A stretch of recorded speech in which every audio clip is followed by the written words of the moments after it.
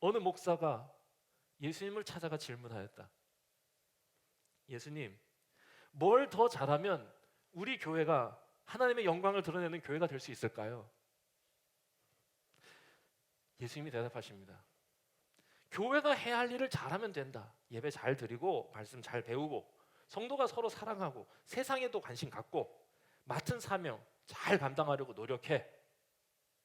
목사가 대답합니다. 예수님, 그거 이미 우리가 애쓰고 있는 일이에요. 그거 말고 더 획기적인 거 없을까요? 그거 잘한다고 될까요? 지금 세상이 어떤 줄 주님 아세요? 복음 전하기가 얼마나 힘들다고요. 성도들은 또 얼마나 바쁜 줄 아세요?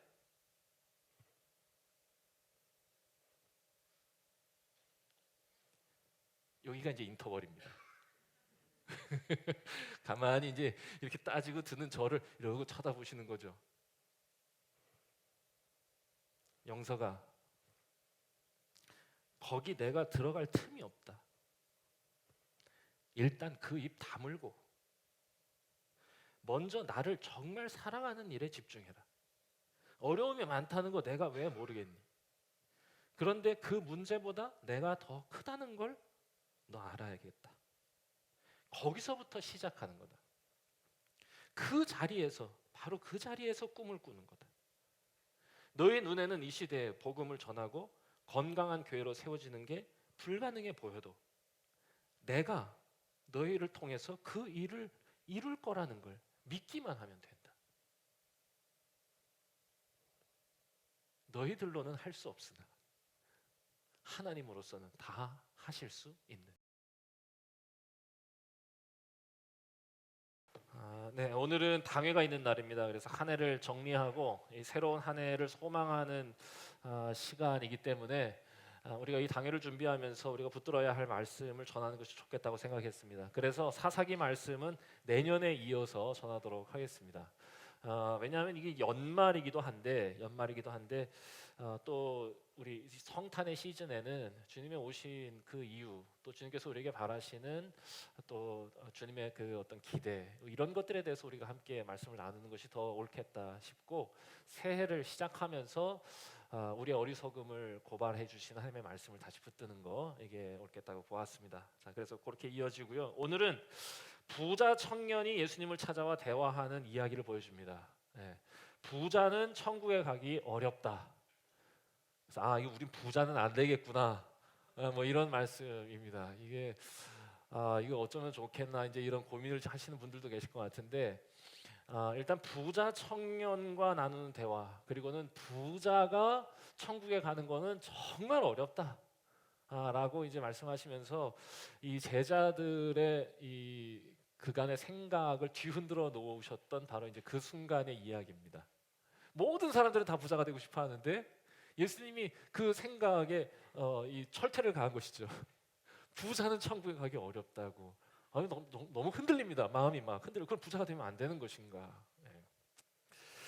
자, 오늘 이 부자 청년의 대화 속에서 저는 우리의 그 주저하는 모습을 발견하기를 바라고, 또한 그런 우리에게 주시는 하나님의 말씀, 예수님의 부르심을 듣게 되기를 바랍니다. 자, 오늘 말씀에 나오는 이 부자 청년, 부자입니다.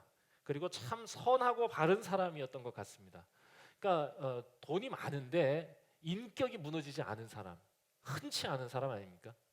예. 또 이렇게까지 일반화하면 안 되겠지요. 예. 그렇지만 일단 아주 참 좋은 사람이었다는 거예요. 돈도 많고 인격도 망가지지 않았어요. 게다가 예수님과의 대화에서 그 당당함을 보면 인간으로서 해야 할 일에 대해서도 소홀히 여기지 않았던 모습이 보입니다. 그러니까 인간답게 살려고 하는 것에서 아주 착실하게 살아가는, 게다가 그렇게 열심히 살던 청년이 예수님을 찾아와서 무슨 질문을 하느냐? 아주 고매한 철학도 있었어요. 심지어 하나님이 주시는 영원한 생명에 대해서 관심을 갖는 겁니다. 완벽합니다. 이야, 일단 성실한 삶으로 살아가는 착실함, 또 뭔가 안정된 삶의 모습, 게다가 고매한 철학까지 가지고 있는 이 청년. 자, 그런데 오늘 이 말씀을 이 기록하고 있는 이 마태는 약간 부정적인 의미에서 이 이야기를 전하는 겁니다. 이 사람이 얼마나 대단한가가 아니라, 그래서 첫 질문에서부터 이 부자 청년이 가지고 있는 한계를 좀 보여주고 있어요. 잘못된 게 있었어요. 그 완벽한 청년이 와서 질문하는 걸 보니 그의 위치 선정이 잘못됐다는 거를 느낄 수 있습니다. 그러니까 포지셔닝이라고 그러죠. 하나님과 나 사이에 나를 어디에다 위치시킬 것인가, 이제 이런 것인데, 자, 첫 번째 질문을 보겠습니다. 16절, 어떤 사람이 주께 와서 이르되 선생님이여 내가 무슨 선한 일을 하여야 영생을 얻으리이까? 언뜻 문제 없어 보이는 질문인 것처럼도 보입니다. 그러니까 내가 어떤 선한 일을 해야 저 영생을 너무 얻고 싶은데요, 영원한 생명에 대해서 제가 관심이 있는데요, 제가 어떻게 해야 될까요? 라고 하는 질문, 문제는 없어 보이지만, 그런데 자세히 살펴보면 이게 뭐냐, 어떤 일을 하면, 내가 무엇을 하면 영생을 얻을 수 있겠느냐는 질문이에요. 다시 말해, 자신이 행하는 선한 일과 하나님이 주시는 영생을 같은 높이에 놓고 얘기하는 겁니다. 그래서 이게 지금 무슨 얘기냐 하면, 하나님과 나의 위치 선정이 어떻게 된 거냐, 같은 라인에 있는 거예요 지금. 왜냐하면 이게, 저는 이걸 이렇게 이름 붙이고 싶어요. 거래 논리다. 네. 이게 거래 논리예요. 내가 같은 높이에서 일단은 존중은 하는 거예요. 존중하는 마음에서, 하나님, 일단 제가 열심히 하고 살고 있는데 제가 영생이라는 걸 갖고 싶거든요. 제가 뭘 드리면 그거 주시겠어요? 라고 얘기하는 것이죠. 심각한 착각이라고 생각합니다. 아까 우리 예배를 시작하면서 우리 전도사님께서 우리의 종됨을 알게 해달라고 기도하자고. 아, 맞아요. 우리가 이 시대에 잃어버린 게 있어요. 종. 그래서 우리 그 신학생들 사이에서는 그런 얘기가 있었습니다. 아, 걔는 참 똑똑한데 종십이 없어, 종십. 종십 아시죠? 왜 리더십 할 때 그 십 있잖아요. 그거를 붙여가지고 서번트십 이러면 좀 이게 좀 안 와닿는다 그래가지고, 우리는 서번트가 아니고 우리 슬레이브다. 그러니까 이제 종십이 있어야 된다고. 근데 진짜로 하나님 앞에서 종으로서의 모습 있잖아요. 하나님 앞에 완전히 굴복하는 모습이 너한테 있느냐, 이걸 묻는 거죠. 그게 뭐예요? 위치 선정이요. 아니, 하나님하고 자꾸 따지려고 들고 이렇게 하면 그 위치 선정이 잘못. 실제로요, 인간관계에서나 회사 속에서도요, 이게 의사소통 안 되는 사람들 보세요. 뭐가 잘못된 거예요? 위치 선정 잘못되어 있습니다. 위치 선정. 자기가 지금 어디 있는지 모르는 거예요. 그런데 이게 위치 선정 자기가 정확하게 하죠. 야, 그러면 관계가 아주 좋아요. 그래서 예수님께서 위치 선정의 지혜를 주셨어요. 무릇 높임을 받고자 하는 자는 낮아져라. 위치를 낮게 가지라는 거야. 그러면 오히려 사람들이 너를 높여줄 거라고. 이거 여러분 살아가시면서 점점 느끼지 않습니까? 자, 그런데 지금 이 부자 청년이 가지고 있는 위치 선정이 뭐예요? 하나님과 거래하고 있는 겁니다. 저는 사람은 거래하는 존재라고 생각해요. 늘 거래합니다. 늘. 왜냐? 저만 아니까 그래요. 저만 아니까. 다른 사람보다 일단 내가 얻을 것에 관심을 갖기 때문에 일단은 거래를 하는 거예요. 여러분, 남자들이 의미 없이 밥 사주는 적 있습니까? 여러분, 남자들은 의미 없이 여자에게 밥을 사주지 않습니다. 아니 아무 뜻 없이 그냥 사주는 거예요. 부담 갖지만. 아닙니다. 부담 가지셔야 됩니다. 심각하게 부담 가지셔야 되고, 뭔가 다른 의도가 있다는 걸 빨리 캐치하셔야 됩니다. 왜냐? 밥 한 번 얻어 먹으면 그 다음에는 뭔가 더한 것을 요구받을 수 있기 때문에. 남자 거래 최적화되어 있어요. 조심하셔야 됩니다. 남자만 그런 것도 아니죠. 사람들은 이런 논리로 신과도 하나님과도 거래해 온 거예요. 그래서 더 많은 걸 바쳐서 항상 더 많은 걸 얻으려 해 왔습니다. 작은 귀신을 내쫓는 구파는 500만 원이면 되는데 큰 귀신을 내쫓으려면 3천만 원이 드는 겁니다. 왜냐하면 그만큼의 정성을 들여야, 더 큰 것을 얻으려면 더 많은 걸 바쳐야 하는 거죠. 이런 생각으로 신앙생활하는 건 하나님을 우리 수준으로 끌어내리는 일이에요. 더 열심히 예배드리면 더 많은 세상의 복을 주실 거라 기대하는 거. 그래서 백일기도, 천일기도 뭐 이런 거 있잖아요. 그 백일기도 하면 백일기도만큼의 복을 얻고, 천일기도 하면 천일기도만큼의 복을 받는다 생각하는 거예요. 거래하는 거죠. 더 많이 바쳐서 더 많이 얻으려는 거. 여러분, 기도의 목적이라고 하는 거, 우리 신앙의 목적이라고 하는 거, 하나님께 더 많이 받기 위함이 아니라 하나님을 더 많이 알기 위함입니다. 위치 선정이 잘못됐을 때 나타나는 이게 부작용이에요, 부작용. 그래서 이런 거래 신앙을 가지고 있는 사람들은 가인과 아벨의 제사도 이런 식으로 해석을 하는 겁니다. 가인과 아벨의 제사에서 누구의 제사를 받으셨냐? 아벨의 제사를 받으셨는데 이걸 거래 신앙을 가진 사람들은 어떻게 해석하느냐? 가인은 곡식을 줬고 아벨은 고기를 드렸다. 벌써 감 오시죠? 역시 고기다. 왜냐? 이게 지금 단가 차가 나는 거예요. 이거 5천 원짜리 드렸냐? 아니면 5만 원짜리냐? 이게 이제 살치살이냐? 이런 게 중요한 것이에요. 이런 게. 자, 오늘 말씀에 나오는 이 부자 청년도 이런 생각으로 예수님께 접근한 겁니다. 이게 무언가 하나님이 좋아하실 만한 거를 해서 하나님께서 영생을 사려고 한 거죠. 자, 그때 예수님의 대답이 뭐냐? 네가 생명에 들어가려면 계명을 지켜. 뭐 주저함 없이 바로 또 치고 들어갑니다. 저는 이런 사람들 참 좋아해요. 이게 질문에 인터벌 없이 바로바로 이렇게 치는 대화 얼마나 신이 납니까? 네. 이 친구가 이렇게 대답해. 어떤 계명이요? 뭐 자신 있다 이거예요. 그러니까 예수님이 얘기합니다. 6계명에서부터 7계명까지, 5계명에서 10계명까지 다 얘기해요. 살인하지 마, 가늠하지 마, 도둑질하지 마, 가축질 하지 마, 부모를 공경하지 마, 이거 쭉 얘기하세요. 그랬더니 야, 이런 것이니라. 그 청년 지체 없이 맞받아칩니다. 예수님, 그거 이미 제가 다 했습니다. 자, 뭘 더 하라는 말씀입니까? 제가 이미 이거 다 했거든요. 뭘 더 하라는 말씀입니까? 자신 있어요. 당당합니다. 자, 그것 말고 영생과 바꿀 만한 건 뭐냐고 지금 예수님께 따지고 묻는 겁니다. 아니, 따진다는 표현보단 진짜 그거에 대해서 이렇게 같이 얘기를 하는 거예요. 지금 가르쳐 달라고. 그리고 나서 예수님이 바로 대답하시는데, 저는 성경을 읽을 때 그 행간을 보는 눈이 있어야 된다고 생각합니다.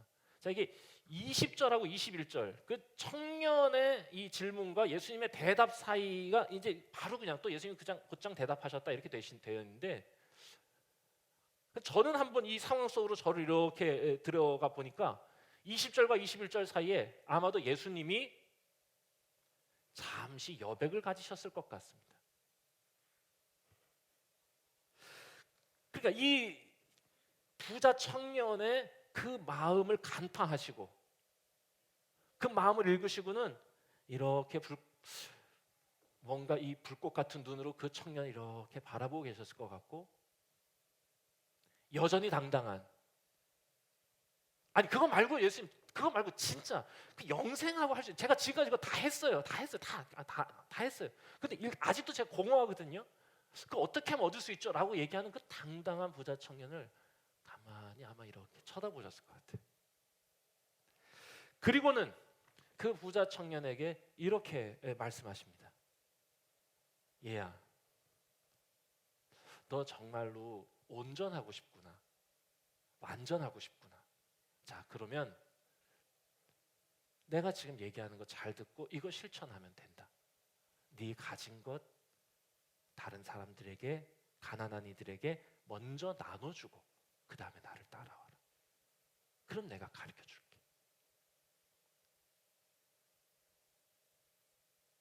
자, 이 뒤에 더 이상 이 청년은 아무 말하지 않습니다. 그렇게 당당했던 청년이 이 얘기를 듣고는 아무 말하지 않아요. 그리고는 근심하며 떠났다. 이렇게 돼 있어요. 자, 여러분, 예수님의 이 말씀이 여러분 어떻게 들리세요? 자, 이거 하나 더 하면 내가 구원해 줄게 라고 이 부자 청년에게 얘기한 걸까요? 이 부자 청년이 기대한 대로. 자, 너 계명 다 지켰지? 자, 하나 더 해. 하나. One more thing. 이거 누가 많이 하는 말인데?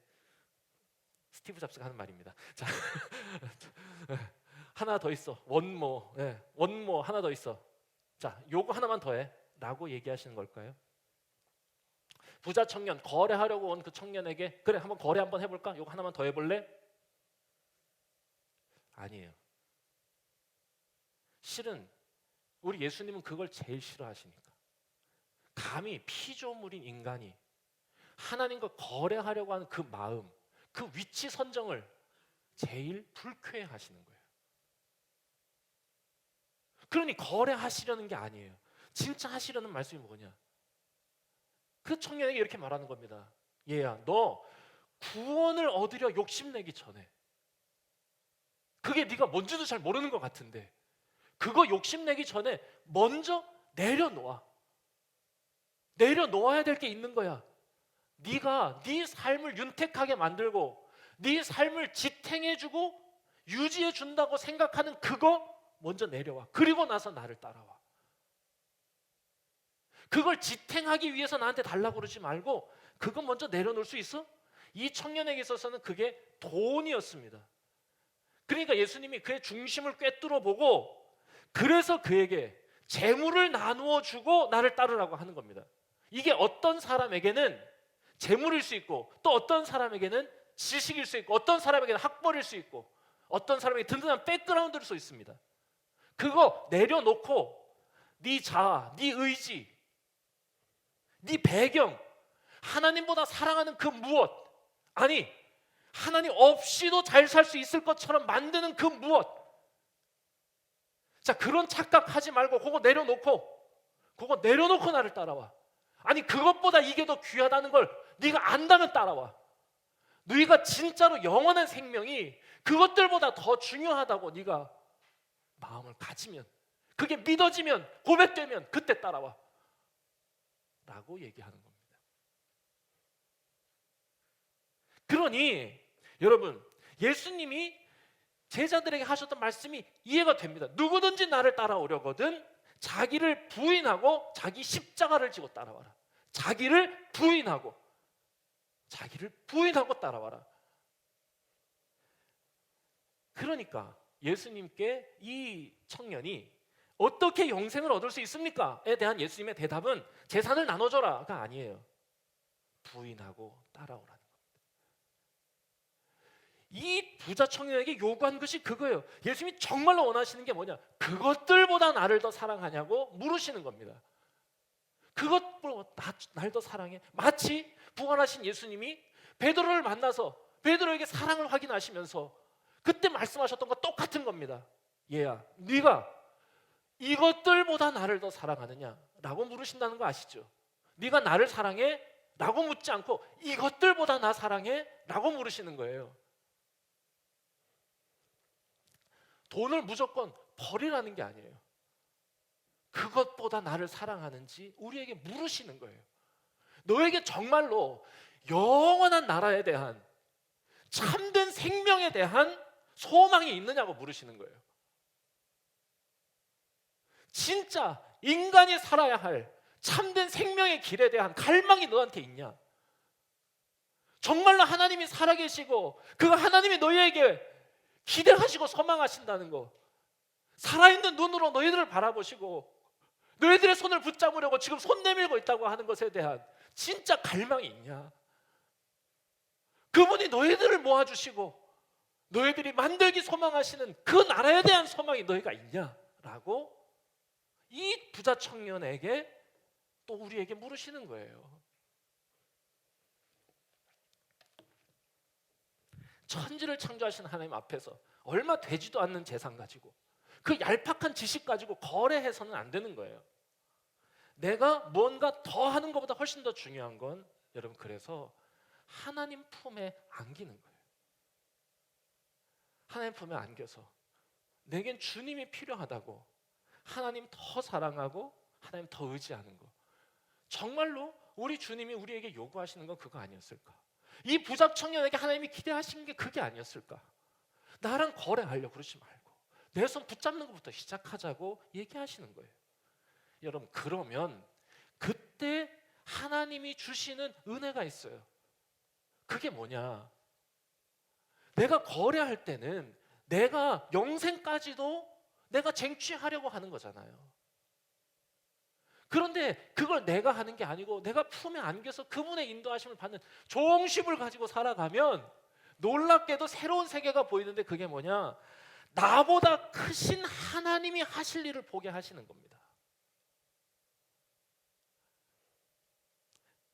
내 능력으로 그냥 살다 보면 나만한 세상을 사는 것인데, 내가 종십을 가지고 내가 위치 선정 바로 하고 내가 그거 더 사모한다고, 그건 내가 더 소망한다고 바라며 그의 손을 붙잡고 나아가면 내 능력을 넘어 하나님이 하실 일을 보게 하시는 것. 인간적인 시각으로 평가하고 단정짓던 일을 하나님의 시각으로 보게 하시는 것. 자, 부자 청년은 안타깝게도 이런 예수님의 부르심 앞에서 주저하다가 등을 돌리고 맙니다. 부자 청년이, 그 청년이 재물이 많음으로 이 말씀을 듣고 근심하여 가니라. 내려놓지 못한 거지요. 예수님께서 안타까운 눈빛으로 그 청년의 뒷모습을 보시다가 제자들에게 말씀하셨습니다. 얘들아, 정말 그렇다. 부자는 진짜 천국에 들어가기가 참 어렵다. 그 어렵기가 낙타가 바늘구멍에 들어가는 것만큼 그거 참 어렵다. 이 말씀을 듣던 제자들이 성경에 보니까 몹시 놀라 이렇게 돼 있거든요. 몹시 놀라서 예수님의 말을 중간에 끊고 중간에 끼어듭니다. 그러면서 이렇게 말합니다. 아니 예수님, 아니 그러면 누가 구원을 얻겠습니까? 왜냐하면 당시에는요, 부자는 선한 삶에 대한 하나님의 복이라고 여겼거든요. 아니 그러면 부자가 못 들어가면 그 어떻게 되는 겁니까? 아니 저렇게 젊은 사람이 율법도 잘 지키고 하나님이 재물의 복도 주셨는데 누가 봐도 구원에 제일 가까운 사람으로 보이는데, 아니 어떻게 저런 사람이 구원받지 못한다고 하십니까? 예수님이 이어서 이렇게 이 말을 마무리 지으십니다. 저는 이게 오늘 말씀의 결론이라고 생각하고 오늘 말씀의 제목으로 잡았습니다. 뭐라고 말씀하시느냐? 함께 같이 읽어볼까요? 마지막 절입니다. 예수님께서 말씀하신 마지막 절. 예수님의 대답. 네, 사람으로는 여기서부터 함께 읽도록 하겠습니다. 자, 시작. 사람으로는 할 수 없으나 하나님으로서는 다 하실 수 있느니라. 아멘. 이게 오늘 말씀의 결론이에요. 그것들보다 더 사랑하면 하나님은 그 일을 가능케 하시는 분이라는 거예요. 부자가 천국에 가는 건 낙타가 바늘구멍에 들어가는 것보다 어렵다. 이거 불가능해 보이는데, 그런데 부자라도 하나님을 더 사랑하고 하나님 품에 안기면, 그분의 손을 붙잡으면 하나님은 그것도 다 하시는 분이라는 거예요. 돈에 대한 집착 못 벌 것 같지만 하나님은 그거 하실 수 있다는 거예요. 자기 삶의 야망, 욕망 그거 못 벗어낼 것 같지만 하나님의 손을 붙잡으면 그 모든 것들을 하나님이 하실 수 있다는 거예요. 이 땅에서도 복을 받고 하나님의 품에 안겨서도 평안을 누리는 그 영광스러운 삶을 하나님은 가능케 하시는 분이라는 거예요. 여러분, 인생에 대한 전혀 새로운 시각을 던져주시는 것이다 저는 읽습니다. 사람으로서는 할 수 없으나 하나님으로서는 다 하실 수 있느니라. 하나님의 시각을 열어주는 거예요. 여러분, 성경에 보시면 우리의 시각에선 불가능한데 하나님은 그것을 감당케 하는 일들을 의도적으로 계속 반복적으로 보여주시지 않습니까? 그 겁쟁이 기드온 어쩌다 뽑힌 300명을 가지고 정예 군대 13만 5천의 미디안을 무너뜨리시지 않습니까? 2m 90의 거인 골리앗을 17살의 어린 다윗이 이기게 하시지 않습니까? 불가능해 보이는 것들을 이기게 하시잖아요. 12정탐꾼이 가나안을 처음 봤을 때 10명은 사람으로서는 할 수 없다 말하고 있었는데 2사람은 하나님으로서는 하실 수 있느냐라고 얘기한 것 아닙니까? 그리고 하나님은 그에게 사람으로서는 할 수 없는 그 일을 선물로 주셔서 여호수아와 갈렙이 가나안에 들어가게 하신 것 아닙니까? 이 말이 전 너무 좋습니다. 특별히 이게 당회를 하는 오늘 우리에게 주시는 하나님의 희망의 메시지로 저는 받고 들었습니다. 저는 이렇게 들어봤어요. 아, 이 착각 버리라고 하는 거구나.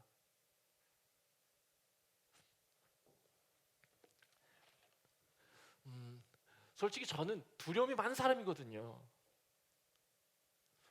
그런데 이 말씀을 읽는데 너 위치 선정 똑바로 해, 김용석 라고 들은 거예요. 저는 돈은 없어요. 부자는 아닌데. 그런데 그 부자 청년의 주저함이 저한테 있는 거예요. 그 뭐냐?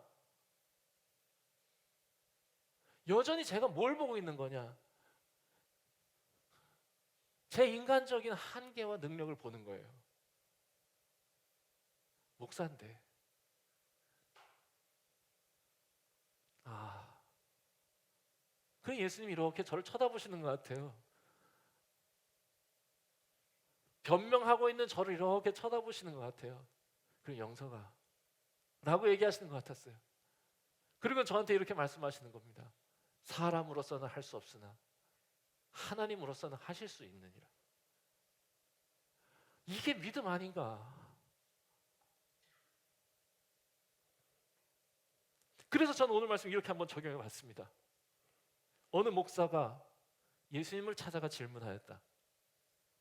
예수님, 뭘 더 잘하면 우리 교회가 하나님의 영광을 드러내는 교회가 될 수 있을까요? 예수님이 대답하십니다. 교회가 해야 할 일을 잘하면 된다. 예배 잘 드리고 말씀 잘 배우고 성도가 서로 사랑하고 세상에도 관심 갖고 맡은 사명 잘 감당하려고 노력해. 목사가 대답합니다. 예수님, 그거 이미 우리가 애쓰고 있는 일이에요. 그거 말고 더 획기적인 거 없을까요? 그거 잘한다고 될까요? 지금 세상이 어떤 줄 주님 아세요? 복음 전하기가 얼마나 힘들다고요. 예수님, 우리는 공간도 없고 주일에만 모이고 목사는 그러지 않아도 시원찮은데 파트타임인데다가 성도들은 또 얼마나 바쁜 줄 아세요?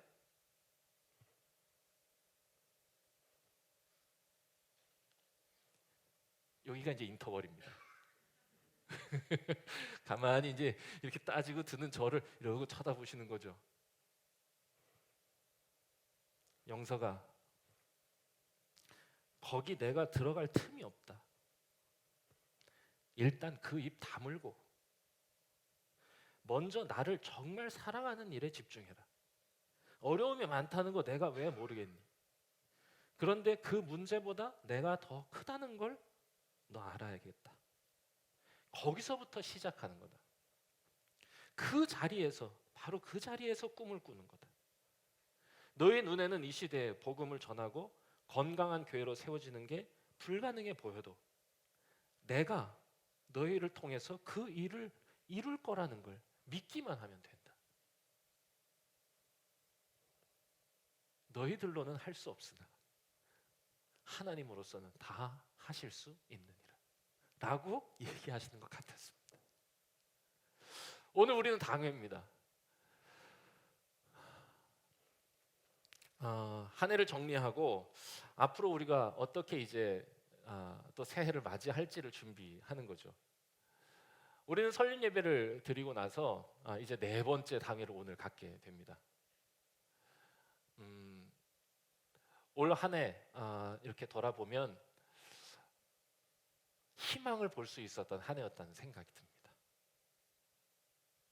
한편으론 이제 우리가 도전할 힘을 주신 한 해였다 돌아봅니다.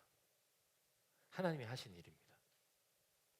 그래서 이제 맞이할 우리들의 5년 차, 이제 5살이 돼서 이제 우리 이든이 보면, 이든이가 우리 교회랑 나이가 똑같거든요. 이든이가 이제 말도 제법 하고 자기 의사도 이제 좀 생겼어요. 뛰기도 합니다. 이젠 우리가 조금 속도를 내서 하나님께서 하실 일에 다가서는 한 해가 되어야겠다 생각해 보았습니다. 우리 자신들이 자신들의 형편, 자신의 상황 그거 변명하고 그 뒤에 숨으려 하기보다, 그래서 주저하면서 주님이 너 그것들보다 나 사랑해? 라고 말씀하실 때 등 돌리지 않았으면 좋겠습니다. 여러분들 자신이, 아니 우리 배화는 한 사람 한 사람이 다 배화의 한 몸입니다. 그러니 여러분 모두가, 저는 각자가 하나님과의 관계에서 그 여러분들이 쌓아놓은 그 장애물을 걷어내고 너 그것들보다 나 사랑해? 라고 말씀하실 때 그것을 넘어서 주님의 품에 안겼으면 좋겠어요.